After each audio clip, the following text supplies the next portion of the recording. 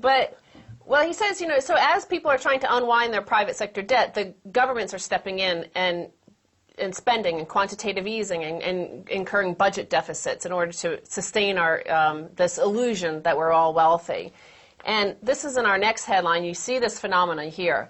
President Obama signs law raising public debt limit from $12.4 trillion to $14.3 trillion. So remember, last year it was increased to $12.4 trillion. It's now being increased to $14.3 trillion. Now, to put this into perspective, that means that the national debt went from $40,000 per U.S. citizen to $46,000 per U.S. citizen.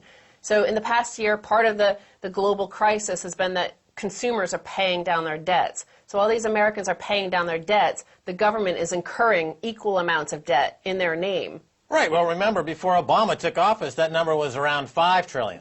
That's correct. And then the Fed and the government had to take on the entire liability of Fannie Mae and Freddie Mac, and the whole structured finance business, basically, was pushed onto the Fed's balance sheet from the banks on Wall Street to safeguard their Christmas bonuses. So with this global debt bomb and all this unsustainable debt, here's another headline which suggests the end is nigh. Oh, good. How to invest for a global debt bomb explosion. Oh, that's Paul Farrell, right, at MarketWatch. This is Dow Jones MarketWatch, so very mainstream.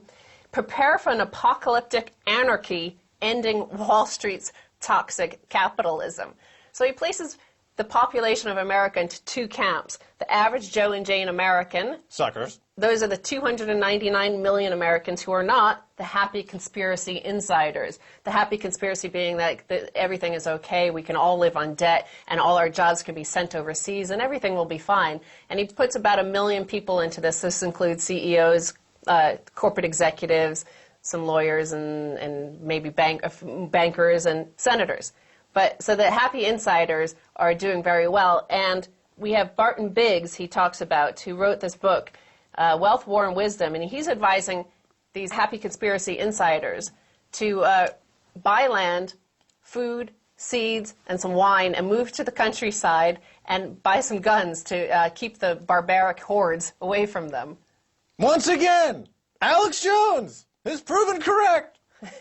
Barton Biggs is coming in and agreeing with the folks down there at InfoWars. But, well, it makes perfect sense given the fact that, as they talk about in that story, you're talking about anarchy coming to the United States as the wealth wagon loses a few wheels and puts another $100 million 100 million people face down into the ditch. And, I would say that the real war all over the world is the war between savers versus speculators. So that million-strong population, what the happy campers, the happy conspiracy. The happy conspiracy types, those are the speculators who can borrow money for virtually free, make bets. When they pay off, they keep the winnings. If they lose, they get the rest to bail them out.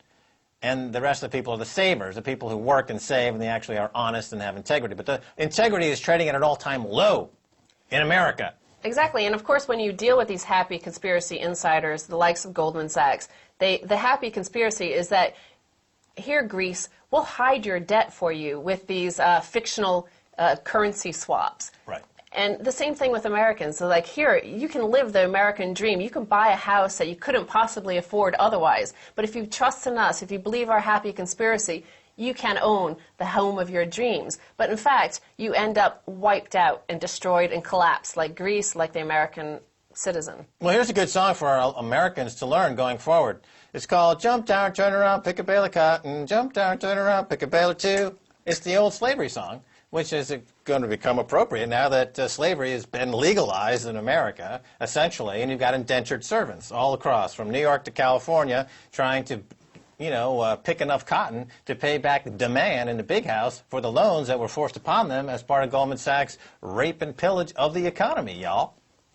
And while Paul Farrell points out that the happy conspiracy insiders are reading Barton Biggs, a happy conspiracy insider himself, as the former chief global economist for Morgan Stanley for 30 years, they're not even thinking of investing in tech stocks or pharmaceutical stocks or anything like that. They're just like, get the heck out of Dodge, and they're like, that's their investment plan.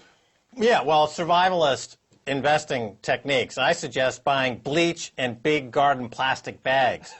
In case somebody in your house or your neighborhood dies, you want to put the body into a big garden plastic bag with a few drops of bleach to kill all the germs from the rotting body. This way it'll protect you from getting sick from all those corpses that have been engineered thanks to the financial terrorists down there on Wall Street. Well, Farrell himself recommends possibly a revolution. He says a new American revolution is needed in order to get rid of these pseudo-capitalists on Wall Street that have hijacked the entire system. But there are Americans doing kind of what you suggest. Another headline reads, Americans stock up to be ready for end of the world. The recession and the constant threat of terrorist attacks apparently have given life to the new ingrained survivalist instinct in America. And these people are called preppers. So this is unlike the survivalists, they call them, of the 90s. Or the preppies. Or the preppies. The preppies who were there before the yuppies. Exactly. Well, apparently the preppers are across all the spectrum of middle class and all sorts of Americans who are preparing for breakdown, just as is described in the Dow Jones Market Watch article. The preppers who are now taking the place of what were known as the yuppies. That was my generation on Wall Street, the generation